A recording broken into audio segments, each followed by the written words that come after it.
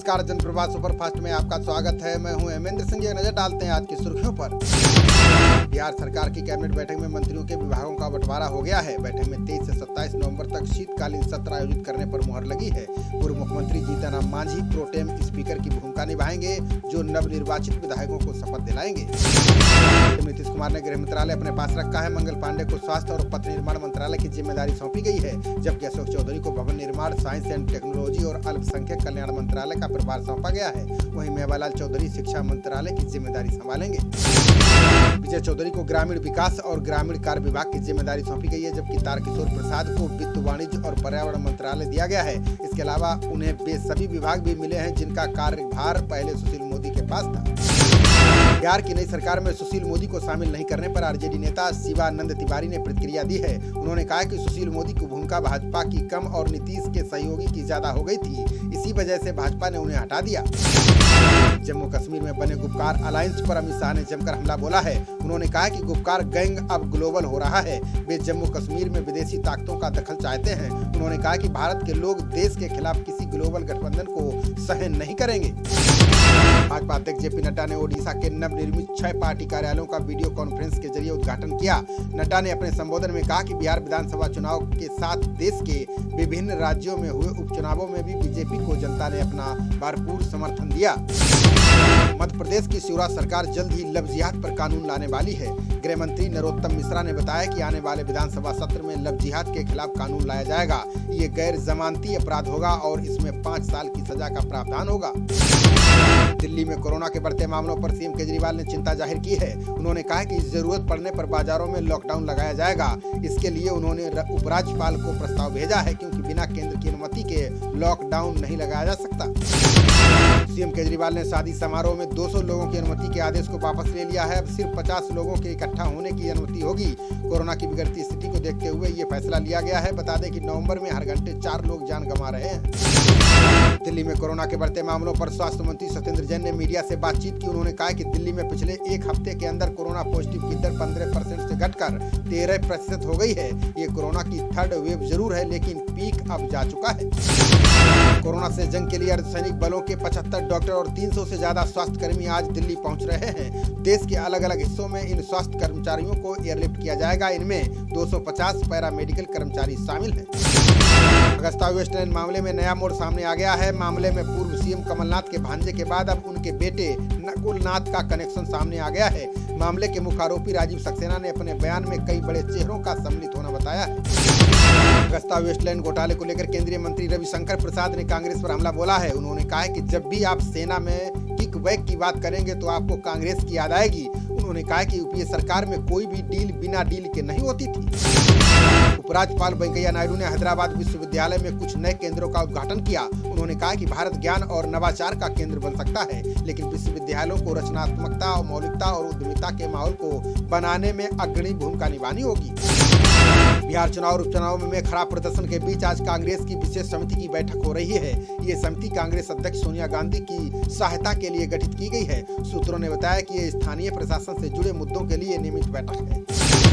Supreme court ने महामारी अधिनियम की संवैधानिक वैधता को चुनौती देने वाली याचिका पर विचार करने से इनकार कर दिया है। शीर्ष अदालत ने याचिकाकर्ता से पूछा है कि इस विषय को लेकर हाईकोर्ट का दरवाजा क्यों नहीं खटखटाया। याचिकाकर्ता को पहले हाईकोर्ट जाना चाहिए।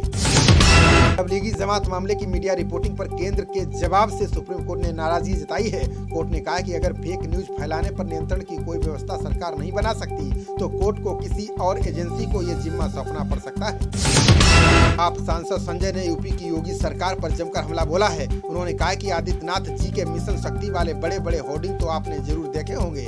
अब जरा बेटियों के लिए कब्रगाह बने योगी राज की हकीकत अखबारों में पढ़िए, आपकी आत्मा कांप जाएगी।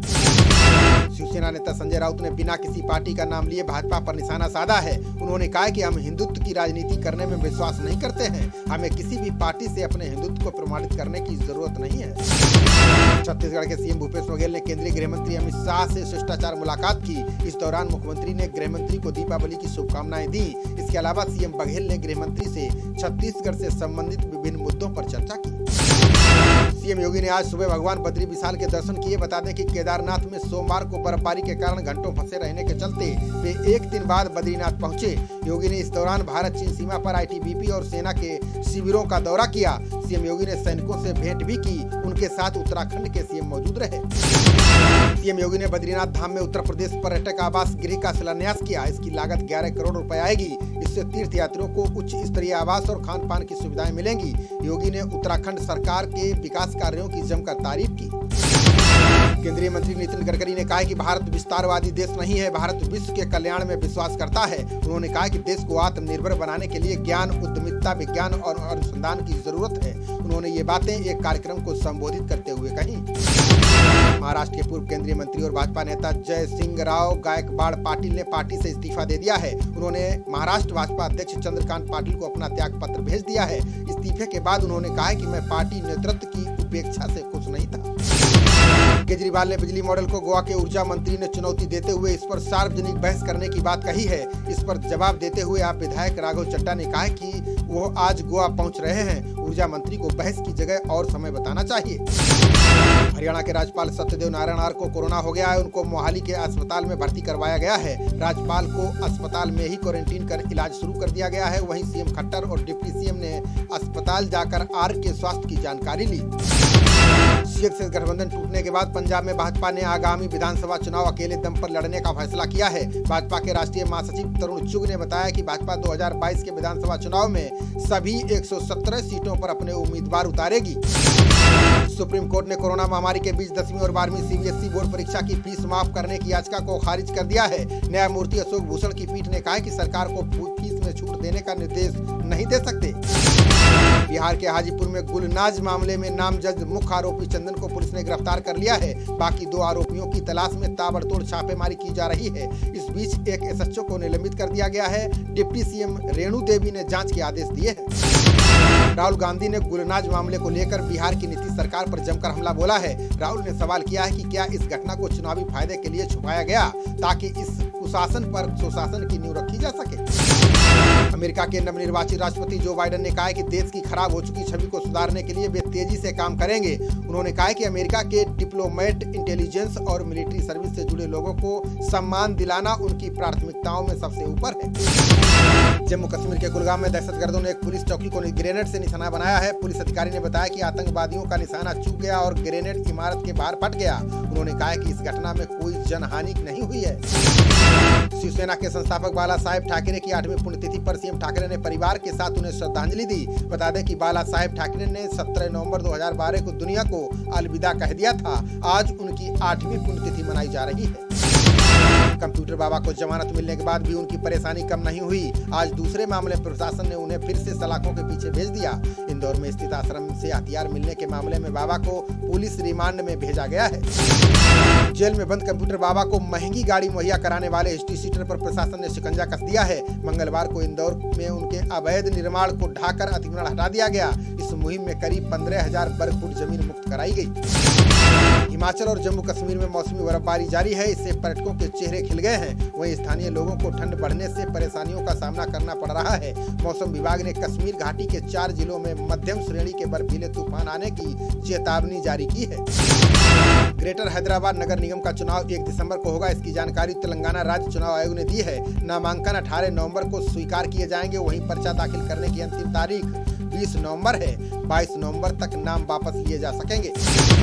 पुडुचेरी की उपराज्यपाल किरण बेदी ने सरकारी विभागों को सख्त निर्देश दिए हैं। उन्होंने कहा कि सभी विभाग ये सुनिश्चित करें कि कल्याणकारी योजनाओं का लाभ पात्र लोगों को मिले। बता दें कि बेदी को व्हाट्सएप पर शिकायत मिली थी कि कुछ महिलाएं बेसहारों को दी जाने वाली पेंशन ले रही है। अमेरिका के पूर्व राष्ट्रपति बराक ओबामा ने अपनी किताब में कई रहस्य खोले हैं। उन्होंने कहा है कि ओसामा बिन लादेन के ठिकानों पर छापा मारने के अभियान में पाकिस्तान को शामिल न करने की रणनीति कारगर रही, क्योंकि पाकिस्तानी सेना के तालिबान और अलकायदा से संबंध थे।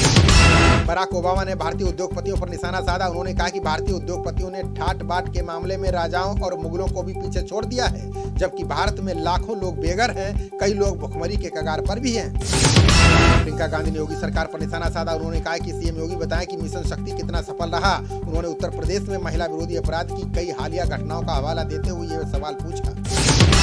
राष्ट्रपति डोनाल्ड ट्रंप के अभियान दल ने केस वापस ले लिया है। ट्रंप के सहयोगियों ने पेंसिल्वेनिया के नतीजों को कोर्ट में चुनौती दी थी।